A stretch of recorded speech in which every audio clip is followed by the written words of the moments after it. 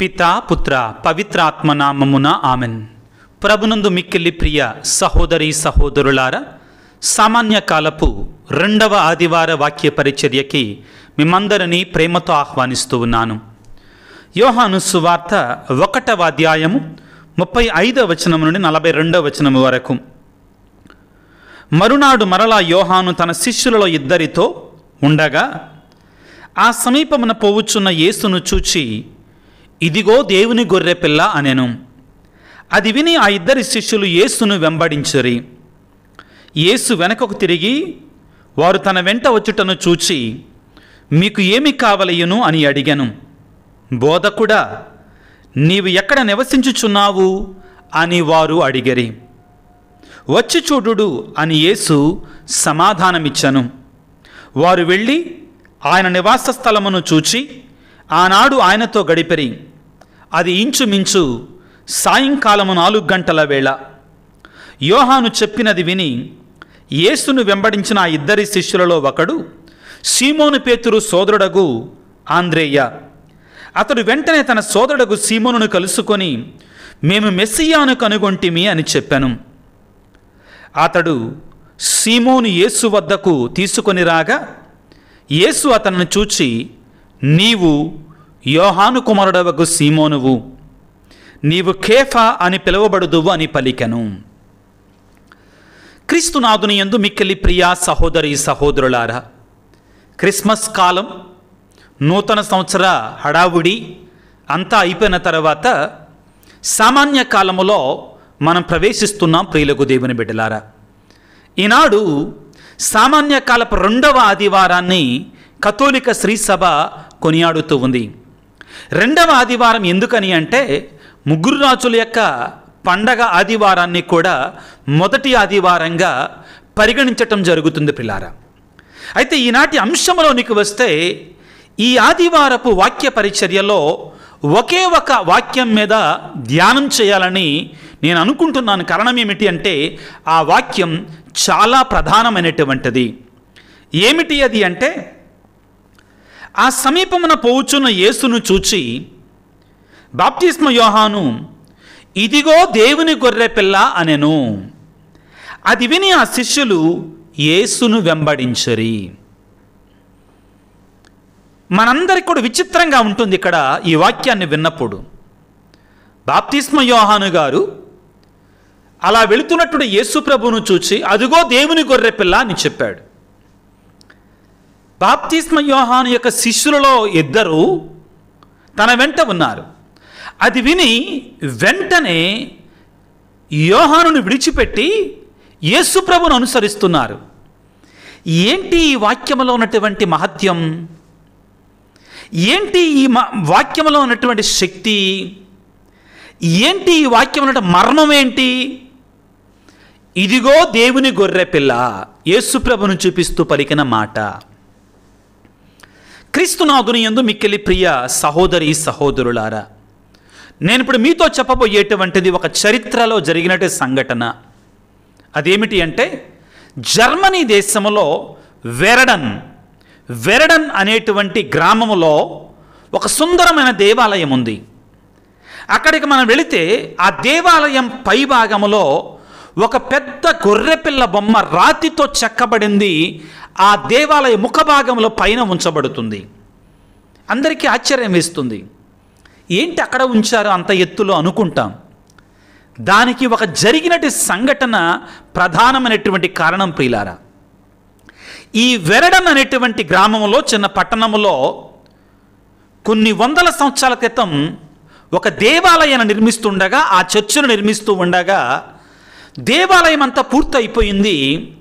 ముఖభాగంలో ఆ ఎలవేషన్, ఆ గోపురాలు నిర్మిస్తూ ఉండగా అక్కడ దానికి సొబగులు వద్దేటువంటి ఆ యొక్క ఆర్టిస్టిక్ వర్క్ చేస్తున్నటువంటి ఆ ఆర్టిస్టు పట్టు తప్పి కింద పడిపోయాడు.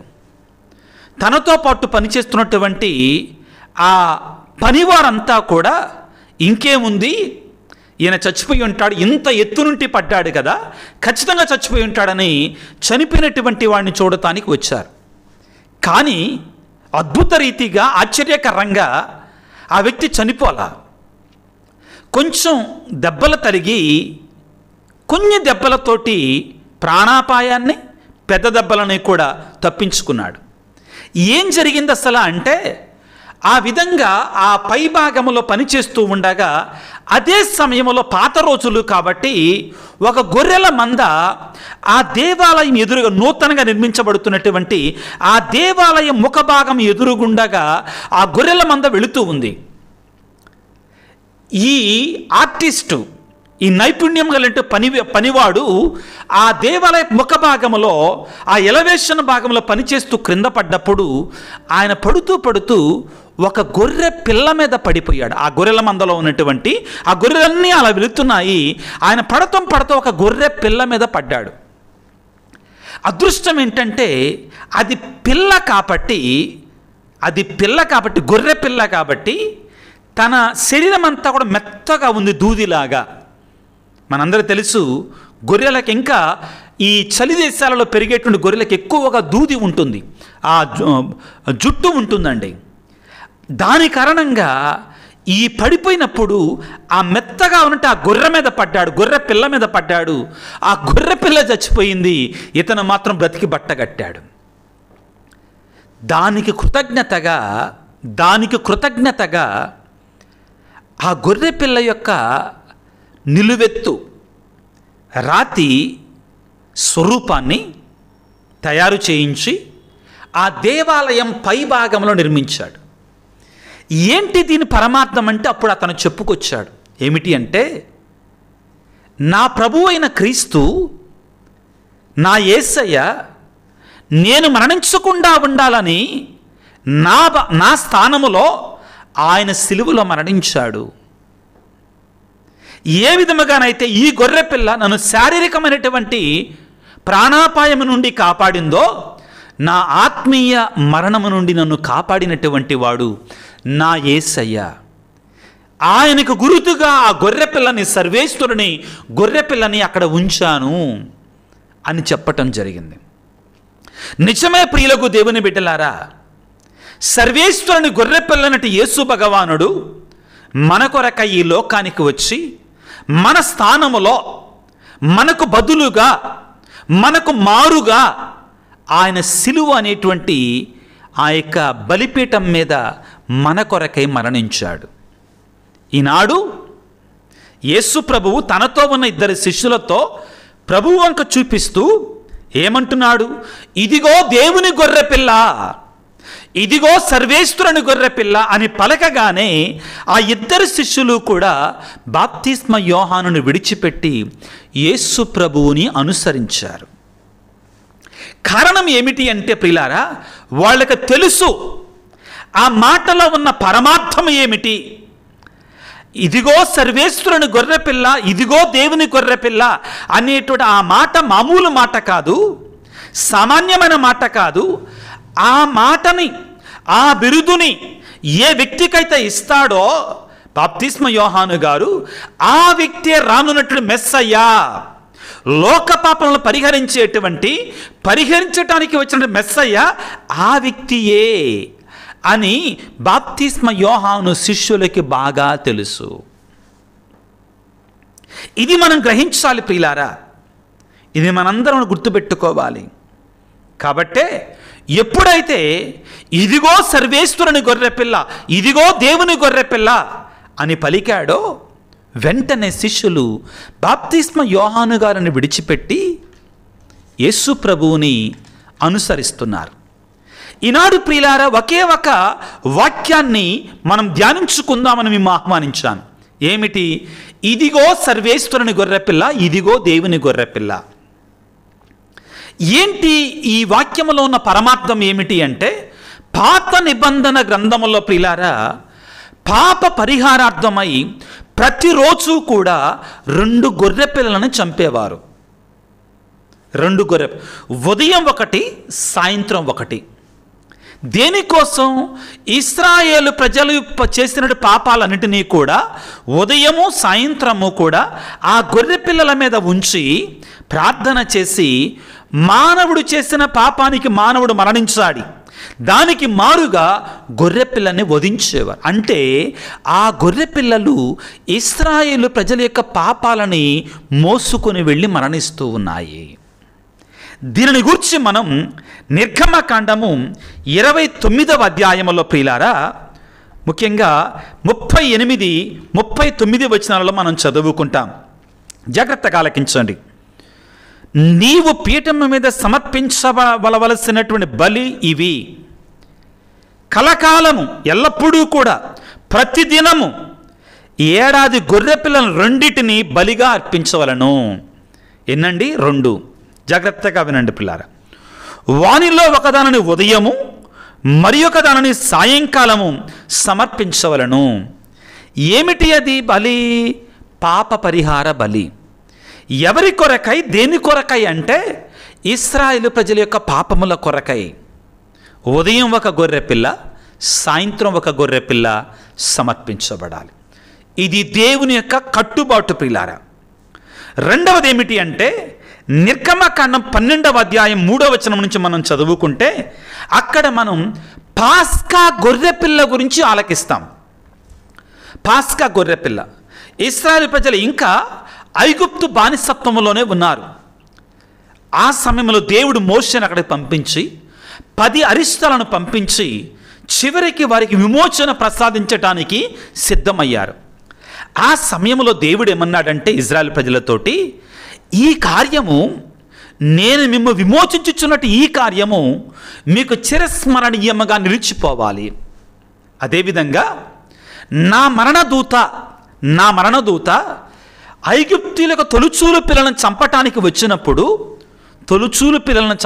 వచ్చినప్పుడు నేను నా మరణదూత మీ కుటుంబంలో ఉన్న తొలుచూలు మగపిల్లను తాకకుండా ఉండాలి అంటే మీరు ఒక గొర్రెపిల్లను చంపి ఆ గొర్రెపిల్ల రక్తాన్ని ద్వారబంధాలకు పూయాలి. ఇదంతా కూడా మనకి నిర్గమకాండం 12వ అధ్యాయం 1వ వచనం నుంచి అంతా కూడా వివరంగా రాయబడి ఉంటుంది. అంశం ఏమిటి అంటే ప్రియులారా, ఐగుప్తుల యొక్క తొలుచూలు మగపిల్లలు చంపబడుతుండగా ఇశ్రాయేలు ప్రజల యొక్క తొలుచూలు మగపిల్లలు చంపబడకుండా అడ్డుపడినటువంటి గొర్రెపిల్ల యొక్క రక్తం. ఏ గొర్రెపిల్ల? దేవుని యొక్క గొర్రెపిల్ల, సర్వేశ్వరుని గొర్రెపిల్ల. ప్రభువు చెప్తాడు పిల్లారా, ఇశ్రాయేలీలతో మాట్లాడి, నిర్గమకాండం 12వ అధ్యాయం 3వ వచనము, ఇశ్రాయేలీలతో మాట్లాడి వారికి ఈ రీతిగా చెప్పుము, ఈ నెలలో 10వ నాడు ప్రతి వ్యక్తి తన కుటుంబమునకై ఒక గొర్రెపిల్లను కానీ మేకపిల్లను కానీ ఎన్నుకోనాలి. దేనికి? పాస్కా బలి కొరకై. ఆ మాంసాన్ని తినాలి. దాని గురించి మాట్లాడుకుంటాం. దానికంటే ముందు ఆ గొర్రెపిల్ల యొక్క రక్తాన్ని ద్వారబంధాలకు పూయాలి. మరణము నుండి కాపాడుతుంది ఆ గొర్రెపిల్ల. కారణం, ఆ గొర్రెపిల్ల వారి స్థానంలో మరణిస్తుంది ప్రియులారా. ఇక 4వది అతి ముఖ్యమైనటువంటిది ప్రియులారా. ఏమిటి అంటే ఏడాదికి ఒకసారి అర్పించేటువంటి పాప పరిహార బలి. ఏడాదికి ఒక్కసారి అర్పించేటువంటి, సంవత్సరానికి ఒక్కసారి అర్పించేటువంటి పాప పరిహార బలి. ఇక్కడ కూడా ఇశ్రాయేలు ప్రజల యొక్క పాపాలను మోసుకొని పోయేటువంటి గొర్రెపిల్ల లేక మేకపిల్లను గురించి మనం చదువుకుంటాం. ఆ పండగని ప్రియులారా ఏమంటారు అంటే, ఇశ్రాయేలు భాషల్లో ఏమంటారు అంటే యోమ్ కిప్పూర్ అంటారండి. యోమ్ కిప్పూర్ అంటారండి. ప్రాయశ్చిత్త దినము. సంవత్సరానికి ఒక్కసారి పిల్లారా ప్రాయశ్చిత్త దినము. లేవీకాండము 16వ అధ్యాయము 20వ వచనం నుంచి మనం చదువుకుంటే జాగ్రత్తగా ఆలకించండి పిల్లారా.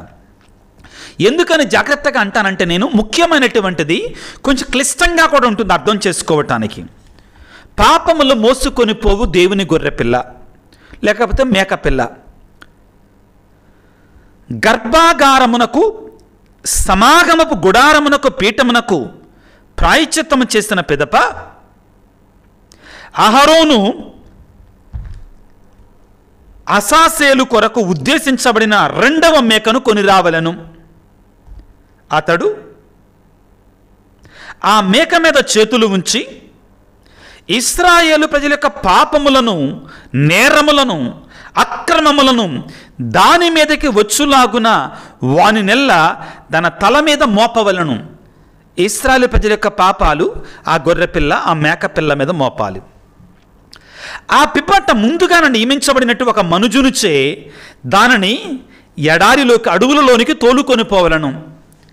ఆ మేక ప్రజల పాపములనెల్లా ఎడారికి మోసుకొని పోవును. ఏదో ఒక జంతువు తినేస్తుంది. ఎవరి పాపాలు మోసుకొని పోతున్నది? ఇశ్రాయేలు ప్రజల యొక్క పాపాలని. సంవత్సరానికి ఒక్కసారి ప్రాయశ్చిత్త దినం ప్రియులారా, యోమ్ కిపూర్ అంటారండి ఆ పండగని. ఈ రీతిగా ప్రియులకు దేవుని బిడ్డలారా, పాత నిబంధన గ్రంథంలో చాలా ఆధారాలు ఉన్నాయి. ఏమిటి? పాప పరిహారము పరిహరించబడుట కొరకై గొర్రెపిల్లను చంపేవారు. ఆ గొర్రెపిల్లని పాప పరిహార ప్రాయశ్చిత్త గొర్రెపిల్ల అంటారు, లేక దేవుని గొర్రెపిల్ల అంటారండి, సర్వేశ్వరుని గొర్రెపిల్ల అంటారండి. ఇక్కడ మనం ఇప్పుడు నూతన నిబంధనకి వస్తున్నాం. దర్శన గ్రంథములో వాడబడినంతగా దేవుని గొర్రెపిల్ల, గొర్రెపిల్ల సింహాసనము, అదుగో దేవుని గొర్రెపిల్ల, గొర్రెపిల్ల వివాహ మహోత్సవం అన్నంతగా ఇక ఏ పుస్తకములో కూడా దేవుని గొర్రెపిల్ల అనే పదాన్ని వాడలేదండి బైబిల్ గ్రంథంలో. సుమారుగా 29 సార్లు దేవుని గొర్రెపిల్ల, గొర్రెపిల్ల అని యేసు ప్రభువును సూచిస్తూ దర్శన గ్రంథంలో వాడబడింది. ముఖ్యంగా దర్శన గ్రంథం 19వ అధ్యాయం 5వ వచనంలో గొర్రెపిల్ల వివాహ మహోత్సవం. గొర్రెపిల్ల వివాహ మహోత్సవం ఏంటి? ఇక్కడ క్రీస్తు ప్రభువే గొర్రెపిల్ల. దర్శన గ్రంథం 7వ అధ్యాయం 10వ వచనంలో గొర్రెపిల్ల సింహాసనాన్ని గురించి మాట్లాడుతున్నాడు. సింహాసనంపై కూర్చున్నట్టు గొర్రెపిల్ల ఎవరు? యేసు ప్రభువే. విజయాన్ని పొందినటువంటి గొర్రెపిల్ల యేసు భగవాన్. కాబట్టి ప్రియులారా, ప్రథమంగా మనందరం అర్థం చేసుకోవాల్సింది ఏమిటి అంటే, ఈనాడు బాప్తిస్మ యోహాను గారు ఎప్పుడైతే ఇదిగో సర్వేశ్వరుని గొర్రెపిల్ల, ఇదిగో దేవుని గొర్రెపిల్ల అని పలికాడో వెంటనే తన శిష్యులు యేసుప్రభుని శిష్యులుగా మారిపోయారు. యేసుప్రభుని అనుసరించారు. అయ్యా మీరు ఎక్కడ ఉంటున్నారు అని యేసుప్రభు వద్ద శిష్యరేకానికి చేరారు. ప్రియారా, దివ్య బలి పూజలో ఈ సర్వేశ్వరుని గొర్రెపిల్ల అనే పదాన్ని మనం దివ్య సప్రసాద స్వీకరణకి, దివ్య సప్రసాద సాంగ్యములో మనం ఎక్కువగా వాడతాం ప్రియులారా.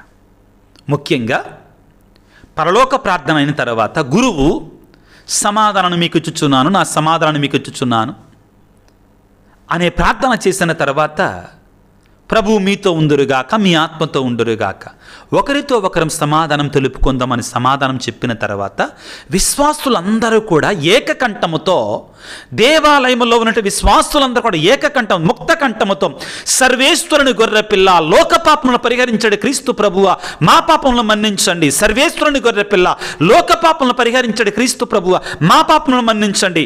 సర్వేశ్వరుని గొర్రెపిల్ల, లోక పాపములను పరిహరించండి ప్రభువా, మాకు సమాధానము దయచేయండి. ఏకకంఠముతో, ముక్త కంఠముతో ప్రార్థన చేసిన వెంటనే గురువు దివ్య సప్రసాదముగా ప్రభు శరీరముగా మారినటువంటి ఆ ప్రభు శరీరక్తాలను పైకెత్తి, ఇదిగో సర్వేశ్వరుని గొర్రెపిల్ల, లోక పాపములను పరిహరించే క్రీస్తు ప్రభువు, ఈ పరిశుద్ధ విందుకు పిలువబడినటువంటి వారు ధన్యులు అని పలుకుతాడు.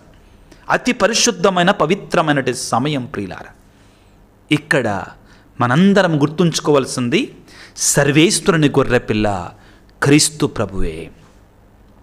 మన పాపములను ఆయన సిలువలో మోసి మనకు మారుగా, మనకు బదులుగా ఆయన సిలువలో మరణించాడు ప్రియులారా.